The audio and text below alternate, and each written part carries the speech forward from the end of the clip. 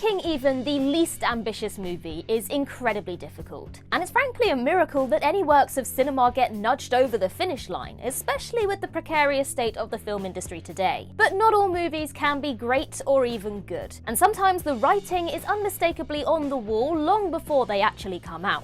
Hell, the doom might even be clear before a single frame of footage has actually been shot. And with that in mind, the following movies all have a certain amount of potential on paper, but when it comes to delivering a quality end product, it sadly doesn't seem terribly likely. I'm Ellie for What Culture, and these are 10 upcoming movies that are already doomed. Number 10, Blade. It's becoming increasingly difficult not to accept that the Marvel Cinematic Universe's Blade movie is absolutely cursed. At 2019 San Diego Comic-Con, Blade was first announced with Mahershala Ali confirmed to play the Daywalker. But more than 5 years later, and shooting still hasn't started. Since 2019, the project has burned through 6 writers and 2 directors, with the director's chair currently vacant. Reports indicate that the various writers have struggled to come up with an agreeable script, and that star Ali has grown frustrated with the protracted process, enough that speculation even loomed that he might himself exit the project. Given that Ali is already 50 years of age, almost a decade older than predecessor Wesley Snipes was when he hung up the fangs,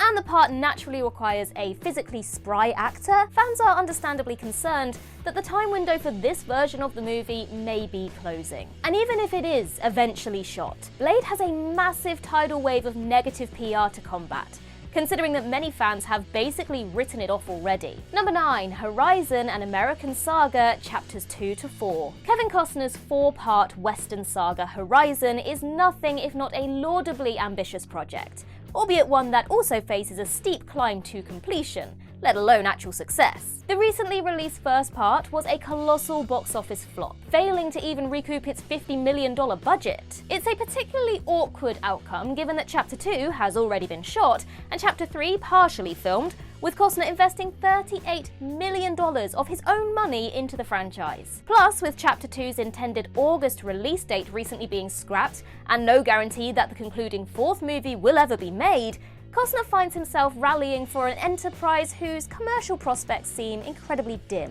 Horizon could be rescued by strong VOD sales or Netflix's rumoured attempt to acquire it, but if Costner is hell-bent on keeping Horizon a theatrical movie experience, it seems destined to bomb 4 times in a row, if it ever gets that far. Number 8, Borderlands. As video game adaptations go, Borderlands actually seems pretty ripe for the splashy big screen treatment. But its road to our eyeballs has been fraught, to say the least. The impressively star-studded blockbuster began shooting in April 2021 under Eli Roth and wrapped that June, after which fans heard suspiciously little about it for around 18 months. Then, in January 2023, it was reported that the film was undergoing extensive reshoots following poor test screenings.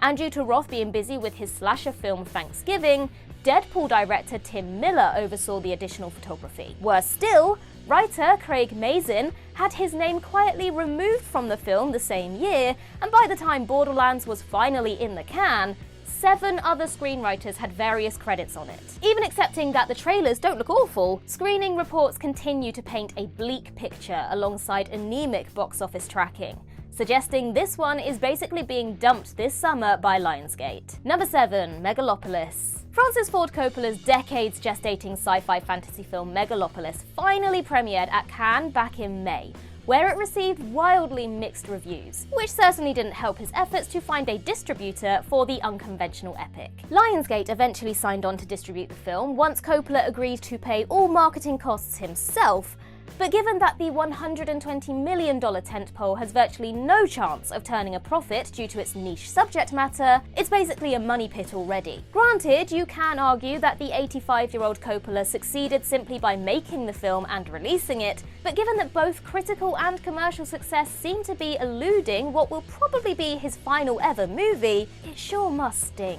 Now, quite what Megalopoulos's long-term legacy will be, of course, remains to be seen. But for the filmmaker behind The Godfather, Apocalypse Now, and so many other classics, to go out with a lukewarm effort will be disheartening to many. 5. The Toxic Avenger.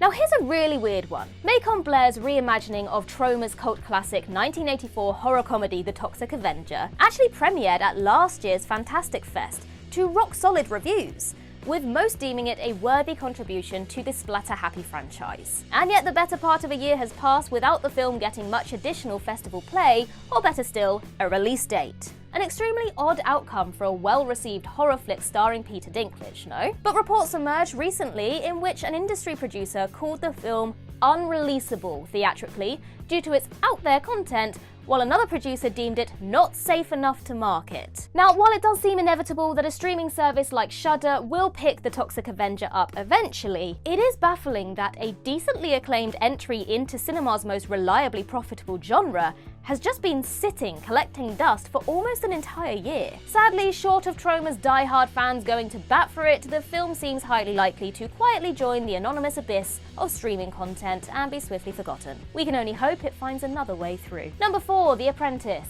If not quite deemed unreleasable, Donald Trump biopic The Apprentice is facing one hell of an uphill struggle to get released. Though the Sebastian Stan starring drama was broadly well received following its Cannes premiere back in May, its depiction of Trump sexually assaulting former wife Ivana Trump led the Trump camp to threaten legal action, even sending a cease and desist letter to the filmmakers. Though the assault scene was based on a factual deposition from Ivana during divorce proceedings, the matter became further complicated when it was revealed that one of the film's chief financiers, billionaire Dan Snyder, was attempting to block its release. Now, Snyder only helped fund the film amid the belief that it would provide a positive portrayal of Trump, a personal friend of his, and so is refusing to cooperate with the filmmakers' attempts to have The Apprentice released before this November's presidential election. The filmmakers are attempting to buy Snyder out of his stake, but no dice so far.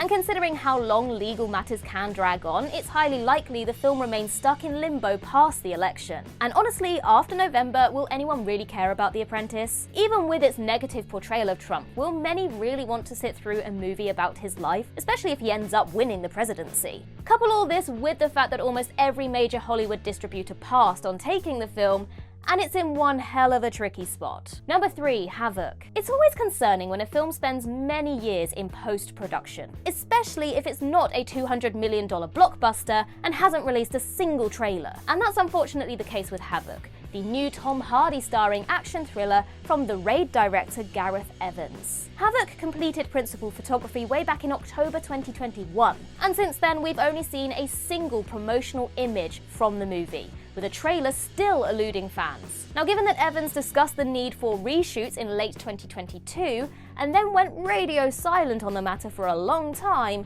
there was a lot of negative buzz that the project was in trouble and not coming together as intended. The film did, however, finally get its first substantial update in over 18 months recently, with Evans confirming that reshoots were underway to complete it, while implying that scheduling issues and industry strikes were a major cause of the delays. A 2025 release is reportedly on the cards, potentially marking almost 4 years between its first day of shooting and eventual release. Now, it's certainly possible that Evans is simply taking the time to get things right, but let's be honest, how many films delayed this long actually live up to expectations? Well, here's hoping that Havoc is the exception that proves the rule wrong. Number 2, Hellboy The Crooked Man. Hellboy The Crooked Man marks Hollywood's third attempt to adapt the Hellboy comics into a cinematic franchise, following Guillermo del Toro's solid Ron Perlman starring duology and 2019's disappointing David Harbour-led reboot.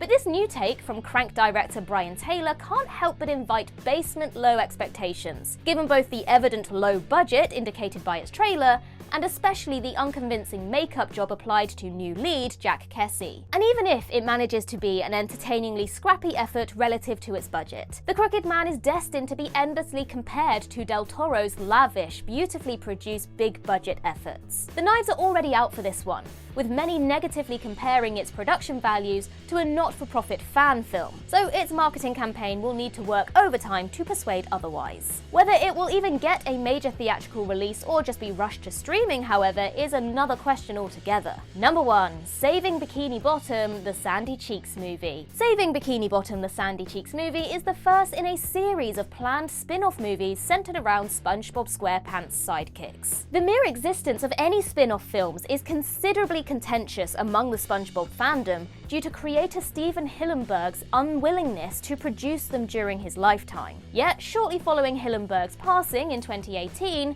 Nickelodeon began to ramp up production on peripheral SpongeBob content. That's just the start of this movie's problems though. A full HD copy of the Sandy Cheeks movie ended up being leaked online back in January, more than 6 months before its intended release on Netflix. And to make matters worse, the response from those fans who dared to watch it illegally was not great, ensuring the well of fan reception was poisoned long before its actual legitimate release. It certainly doesn't signal a great start for the industrious glut of spin-offs that Nickelodeon has planned for the franchise.